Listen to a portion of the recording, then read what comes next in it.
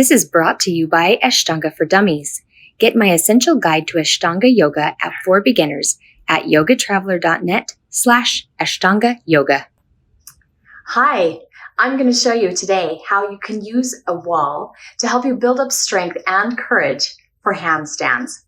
2 simple adjustments that you can make against the wall to give yourself that courage to stand on your hands with the legs in the air. Let's give it a try. Begin on hands and knees and walk your heels back to the wall. And have your hands underneath the shoulders. It's usually about a good height, a good distance between the legs and the arms. And you'll see what I mean in a moment. Then start to walk your feet up the wall until you can straighten through your legs. Now the danger is to keep walking up the wall so that I'm at a V shape. From this position, I could never balance in a handstand because my shoulders are too far back from my hands. So you have to bring yourself to an L kind of shape with your feet in line with your hips and your hands stacked, hands and shoulders stacked. Then just try taking one foot off the wall. Just practice feeling that shift. So we've got one leg off the wall and one leg on the wall. And then of course, you want to do both sides. One leg on the wall, one leg off the wall.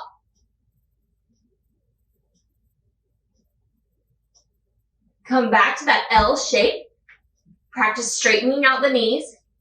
And then bend the knees and come on down. So the alignment is probably the most important part with that. The stacking up of the wrists and the shoulders. And keeping that L shape with your body is very important.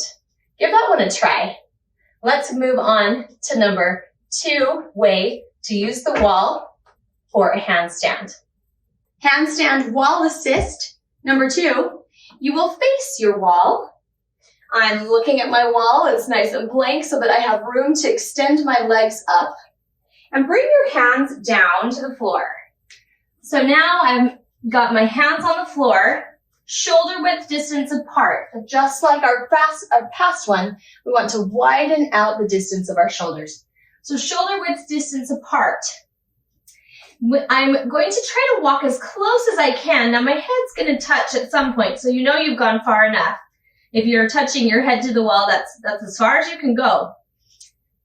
And see if you can control your legs up to the air. Now this one does need a little bit of a kick up, but we want to feel controlled. We don't want to slam our legs on the wall up there.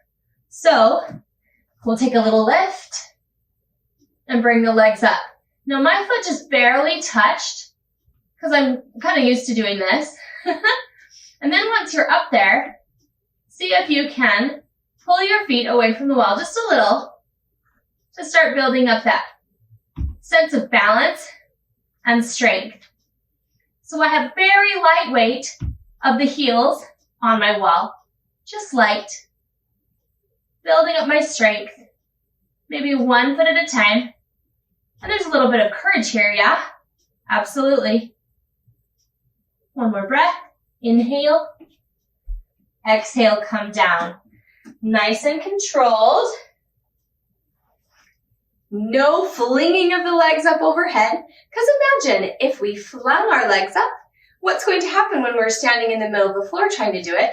We'll flip over into a back bend and potentially injure ourselves. So the wall's just there to stop our progress, but we do need to do it with a controlled motion on the way up. Builds up our core strength, builds up our shoulder strength as we push into the ground. So give those 2 a try. Let me know what you think.